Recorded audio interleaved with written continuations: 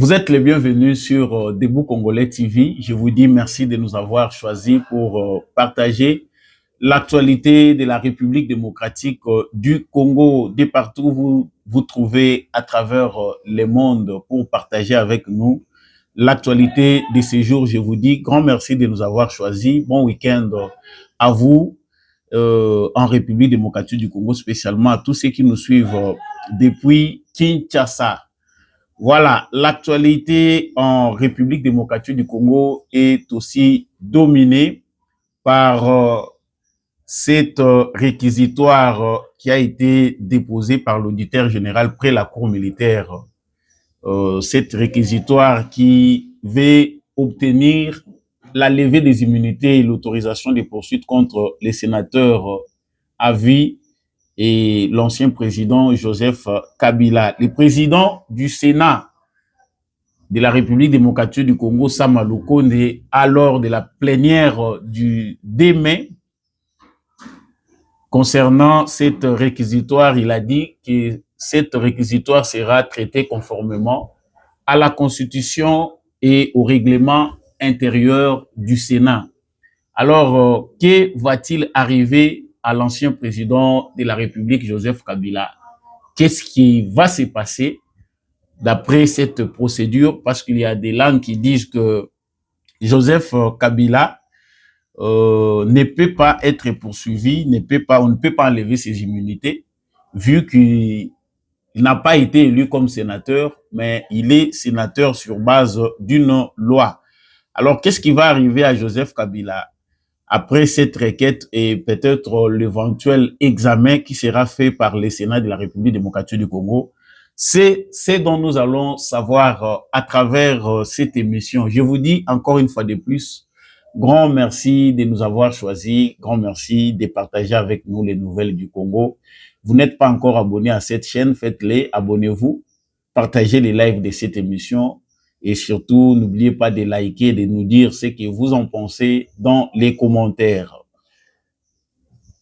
Je venais de dire que l'auditeur général près la cour militaire de la République démocratique du Congo a adressé depuis le 30 avril un réquisitoire tendant à obtenir la levée des immunités ou de l'immunité et l'autorisation des poursuites contre les sénateurs à vie, Joseph Kabila, et aussi ancien président de la République. Hier, le Sénat s'est saisi de la question, c'est-à-dire hier, c'est le 2 mai, le président du Sénat s'est saisi de cette question pour donner son avis et ce qui va être fait. Je vous laisse suivre ce qui était l'adresse du président du Sénat et puis nous revenons.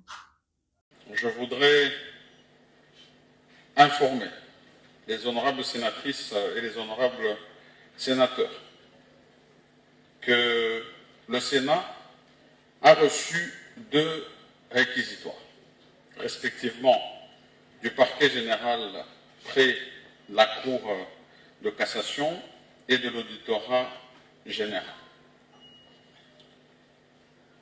Le premier réquisitoire, venu par sa lettre 1233/RMP V /0219 PGC CAS WB du 27 mars 2025, réceptionné mon cabinet le 28 avril 2025. Le procureur général près la Cour de cassation nous a adressé le réquisitoire aux fins d'obtenir l'autorisation de l'instruction contre le sieur Ningepo Michel, honorable sénateur.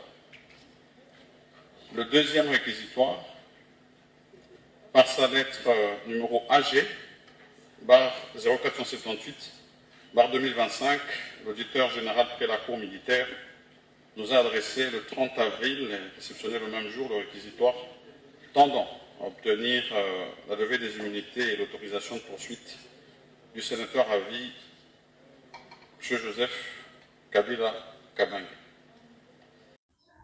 Voilà, comme vous venez de les suivre, les présidents du Sénat a bien dit que conformément à la réquisitoire, par rapport à la réquisitoire qui a été déposée par l'auditeur général des forces armées de la République démocratique du Congo, l'auditeur près de la cour militaire, cette réquisitoire sera traitée ou mise en examen conformément à la Constitution de la République démocratique du Congo et du règlement intérieur du Sénat.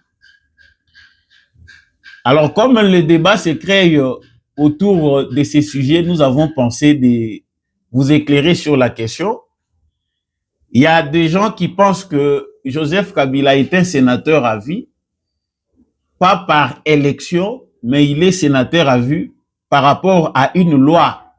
C'est un titre ou un mandat honorifique qui lui est donné pour qu'il puisse apporter son expérience en tant qu'ancien président de la République.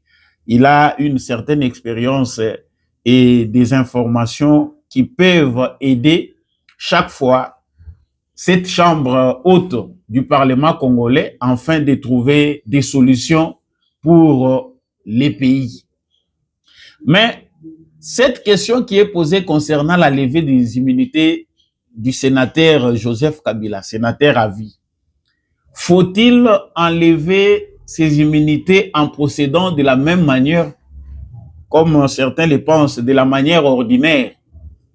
La loi de la République démocratique du Congo ou la Constitution de la République démocratique du Congo, dans son article 107, la Constitution de la RDC dit ceci: tout parlementaire, il s'agit là du député ou un sénateur, peut voir son immunité levée dans les cas précis, notamment en cas de flagrant délit ou sur autorisation du bureau de la chambre concernée. Ici, dans les cas précis, il s'agit du Sénat.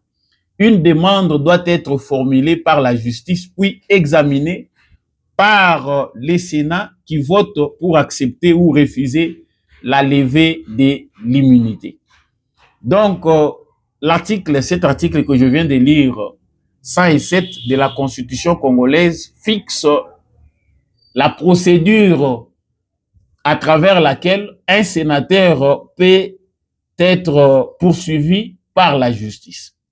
Mais dans les cas si précis, la Constitution congolaise n'a pas donné de détails quant à ça pour signifier si il y a des sénateurs qui peuvent être exclus de cette procédure, parce que qu'ils soient sénateurs à vue conformément à une loi, qu'ils soient sénateurs élus, la Constitution parle de tout parlementaire. Si l'esprit de la loi voulait qu'il y ait, ou peut-être ceux qui avaient conçu la loi portant statut des anciens présidents de la République, avait aussi amendé l'article 107 de la Constitution congolaise qui parle de tout parlementaire sans exception. Là, on pouvait peut-être dire qu'il s'agit ici d'une exception parce que les sénateurs à vie n'est pas un sénateur ordinaire comme tous les autres sénateurs qui sont issus des mandats électifs, mais c'est un sénateur qui l'est à titre honorifique parce qu'il a été président de la République. S'agissant du cas de la flagrance, parce qu'on parle ici du cas des flagrants délits, si il a été noté qu'il y a eu quand des flagrants délits, en tout cas, on peut aussi, comme la loi le dit, demander l'autorisation par la chambre concernée. Celle-ci va examiner les cas. Alors, pour Joseph Kabila, son cas a commencé lors de l'adresse ou de l'allocution du président Félix Tshisekedi. Il est le premier à mentionner Joseph Kabila comme étant celui qui est à la base de la création de l'Alliance Fleuve Congo, qui aujourd'hui est allié au M23, mouvement soutenu par le Rwanda. l'allocution du président Félix Tshisekedi est vue comme une information émanant du citoyen le mieux informé ou le plus informé des autres, de tous les Congolais. C'est donc lui qui peut à ce stade donner les informations nécessaires dont on a besoin pour permettre à ce que la justice puisse faire son travail. Mais en dehors du président de la République, Félix Tshisekedi, les ministres de l'Intérieur et celui de la Justice ont aussi donné des affirmations selon lesquelles il y a des indices. Ils détiennent des preuves, des éléments d'information qui démontrent clairement que Joseph Kabila est bel et bien en collaboration avec le Rwanda. Il a été au Rwanda et il a des contacts avec le mouvement M23, ce qui constitue une haute trahison. Donc, le cas des flagrants délits est ainsi justifié par la justice congolaise sur base du comportement de l'ancien président Joseph Kabila et des informations que détiennent les ministères de l'Intérieur de la République démocratique du Congo ou encore les services secrets de la République démocratique du Congo. Est-ce que l'immunité de Joseph Kabila est-il inattaquable?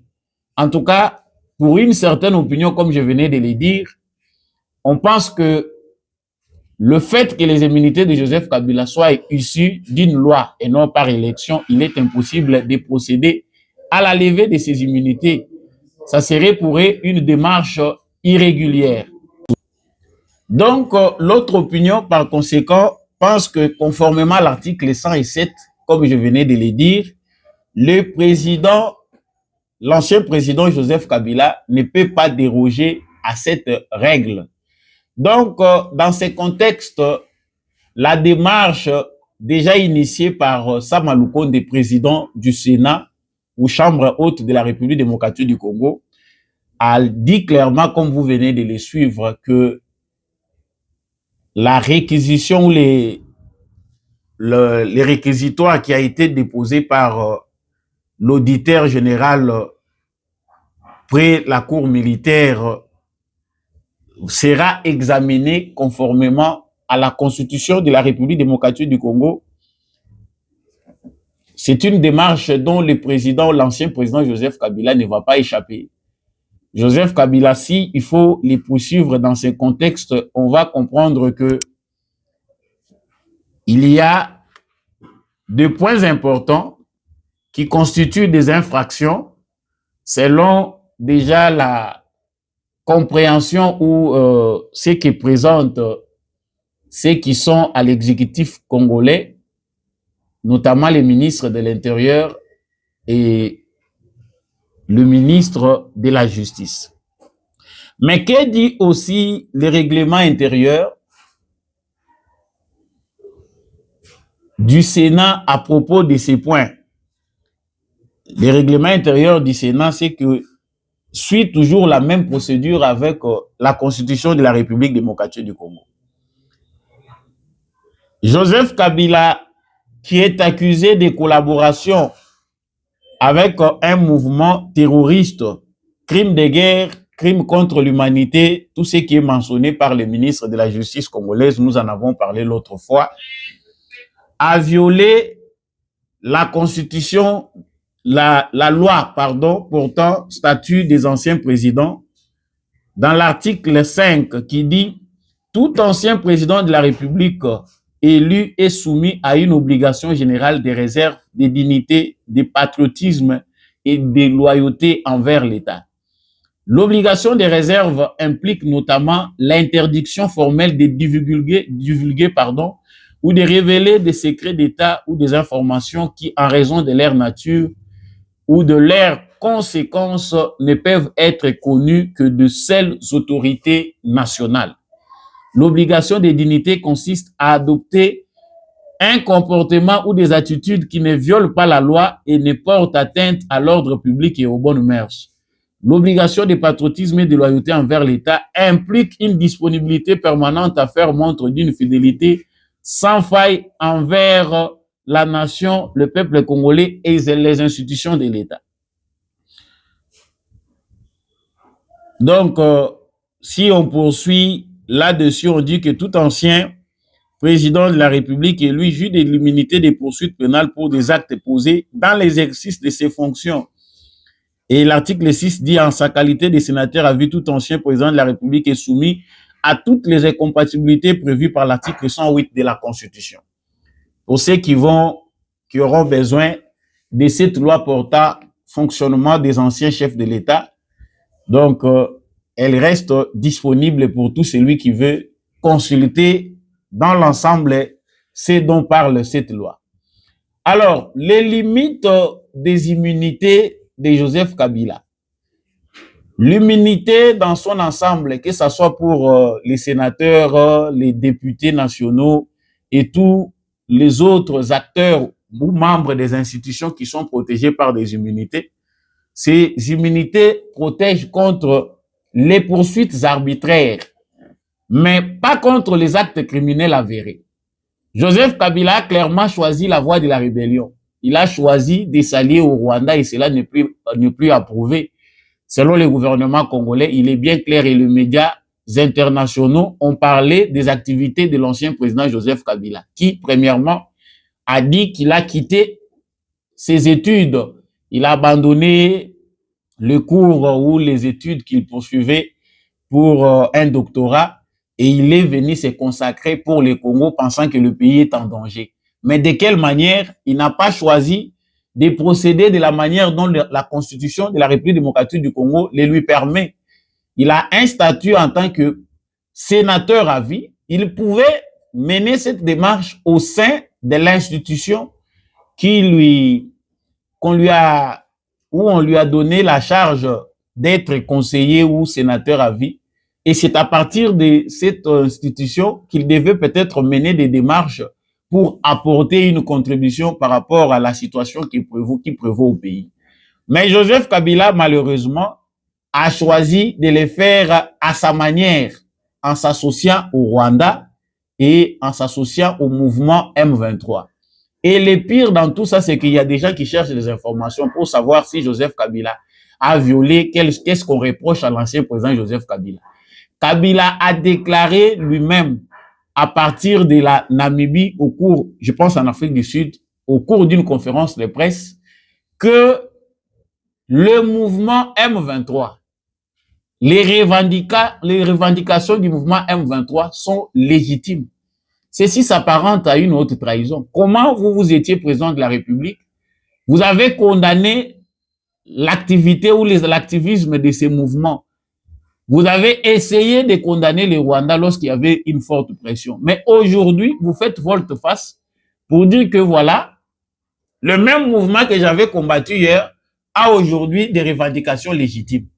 En tout cas, nous pensons que à ce stade-là, le gouvernement congolais a tout à fait raison de s'atteler sur ce dossier parce que ceci s'apparente à une haute trahison. Et la deuxième chose, c'est l'information qu'a donnée Joseph Kabila lui-même par le biais de ses collaborateurs qu'il va descendre à Goma. Et il est descendu à Goma par où il est passé par Kigali. Même si Joseph Kabila serait dans ses droits légitimes de sillonner partout où il veut aller parce qu'il n'est pas prisonnier, on ne peut pas l'interdire d'aller dans un ou dans un autre pays. Mais le fait que Joseph Kabila aille dormir, passer son séjour chez un pays agresseur démontre clairement que il a violé la loi parce que la loi ne permet pas à un ancien président de donner certaines informations à l'ennemi. C'est une haute trahison. Un président qui a déjà dirigé la République que vous avez dirigée hier, mais vous posez des actions qui vont à l'encontre des intérêts de cette République. Donc, vous êtes poursuivable. Les limites des immunités existent. Pour ceux qui pensent que l'immunité de Joseph Kabila, comme c'est une immunité qui n'émane pas de l'élection et émane d'une loi, il faut procéder par l'abrogation d'abord de l'abolition de cette loi, mettre terme à la loi ou la modifier pour enfin procéder aux poursuites contre Joseph Kabila. Ils n'ont pas raison. Les immunités protègent contre des arrestations ou des poursuites arbitraires. Mais les immunités ne protègent pas contre les actes criminels avérés. la criminalité de Joseph Kabila par rapport à ses actes est avérée. Et il n'y a pas de doute là-dessus. Donc, l'ancien président s'est tiré lui-même une balle sur son pied en agissant comme un rebelle. Il avait tout intérêt. Il pouvait suivre cette démarche tout en étant à l'intérieur du pays, au sein des institutions, même s'il s'est comporté comme un opposant, mais il devait suivre quand même la démarche fixée par la Constitution de la République démocratique du Congo. Donc, aujourd'hui, penser que Joseph Kabila serait protégé par des immunités et toutes les démarches qui vont dans les sens contraires ne sont pas les bienvenus ou ne respectent pas la loi, c'est faire aussi fausse route dans son raisonnement. Mais il y a aussi un point important qu'il faut savoir, c'est que Joseph Kabila était dans une démarche de reconquête du pouvoir. Il est bien clair ici que l'ancien président de la République n'avait pas quitté le pouvoir avec l'intention de dire un au revoir ou un adieu au pouvoir. Il est parti avec l'intention de continuer à contrôler les choses ou continuer à diriger, mais dans l'ombre, ou encore faire un scénario à la Poutine et Medvedev, c'est-à-dire Félix Tshisekedi va lui laisser encore la place et puis il va revenir au pouvoir. Donc, si un scénario pareil était l'objet d'une entente particulière entre Félix Tshisekedi et Joseph Kabila, cela n'engage pas la République démocratique du Congo. Donc, vous vous êtes entendu en tant qu'individu. S'il y a eu entente réellement, cette entente ne repose pas sur les lois de la République démocratique du Congo qui stipulent que le président de la République n'a que 2 mandats. Après ces 2 mandats-là, il n'y a pas un autre mandat pour lui. Donc, Joseph Kabila, dans sa soif du pouvoir, pensant qu'il peut toujours contrôler les verrous du pouvoir, quand il s'est vu face à un Félix Tshisekedi qui a manœuvré pour mettre de côté cette emprise dans les institutions de la République, nous nous souvenons ici de la fin de la coalition FCC-CACH. Les débuts même de cette coalition étaient difficiles pour le peuple congolais. Les Congolais ne savaient pas qui dirigeait réellement les Congos. Il y a des gens qui ont appelé Félix Tshisekedi Pantin, il y a des gens qui ont pensé que le pays est dirigé par un monstre à 2 têtes. Il y a la journée, ceux qui vont au palais de la nation ou à la cité de l'Union africaine pour assister au conseil des ministres, et les soirs, ce sont des rapports qui se font à Kingakati chez le vrai président.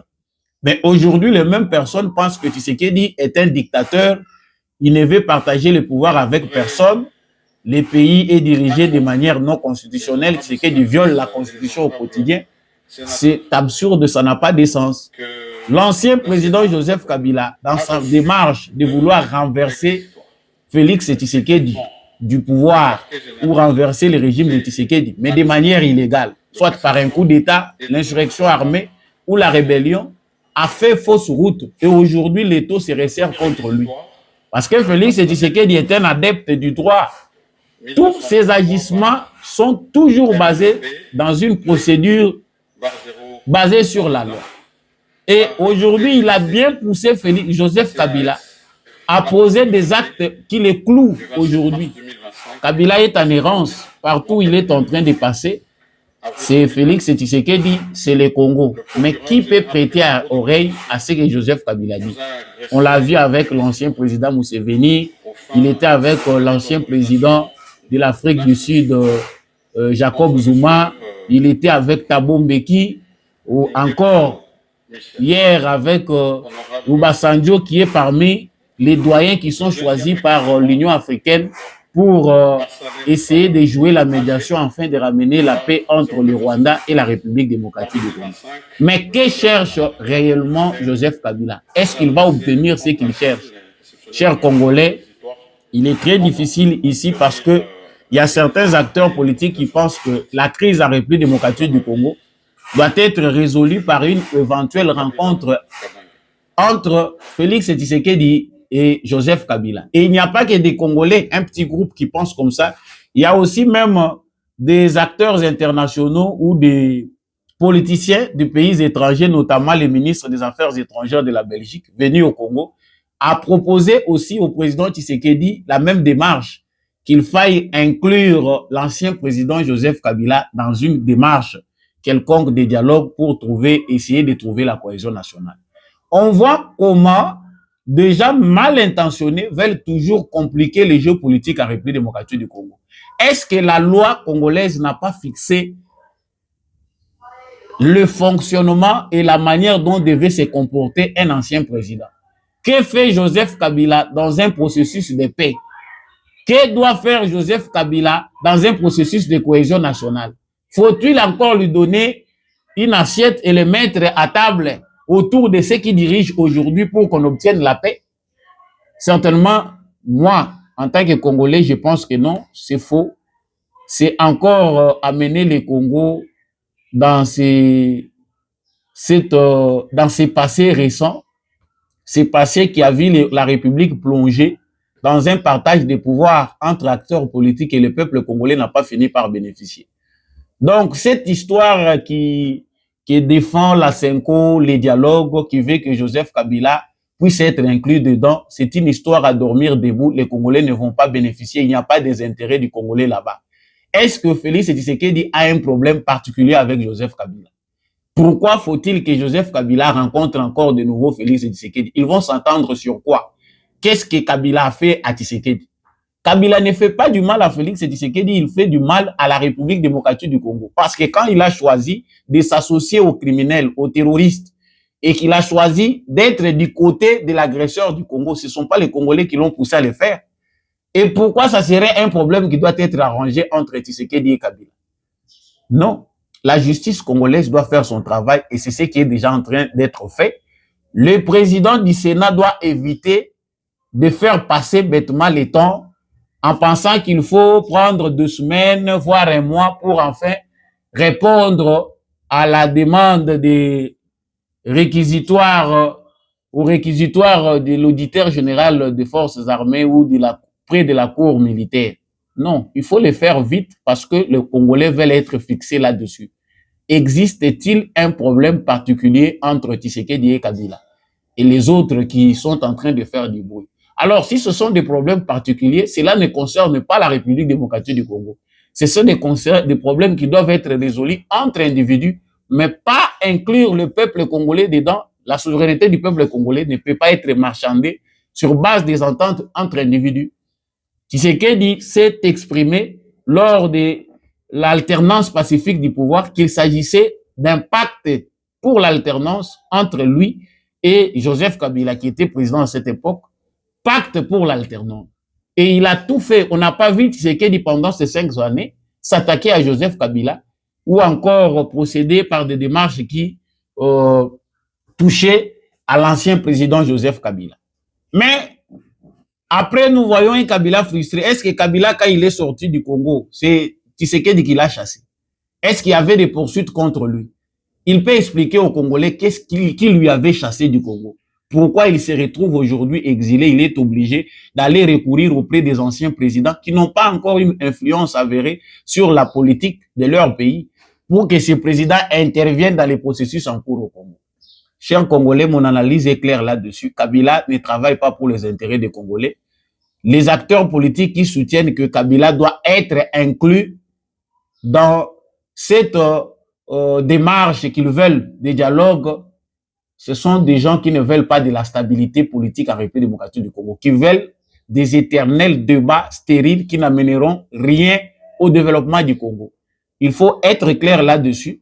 Soit c'est un partage des gâteaux entre politiciens qui ne sont là qu'en train de réclamer leurs égaux parce qu'ils ont besoin d'être positionnés au sein des institutions. Lorsqu'ils ne retrouvent pas de place, c'est des crises qu'ils inventent de toutes pièces. Voilà ce qui peut arriver enfin. Donc, comprenons que l'étau se resserre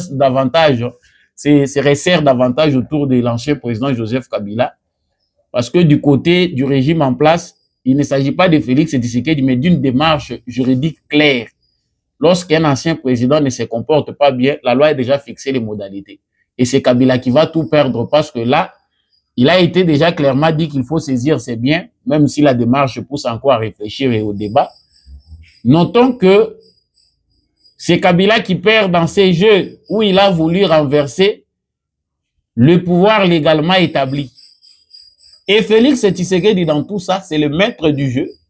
Il a bien laissé faire Joseph Kabila. Il l'a poussé, il l'a laissé commettre des erreurs irréparables.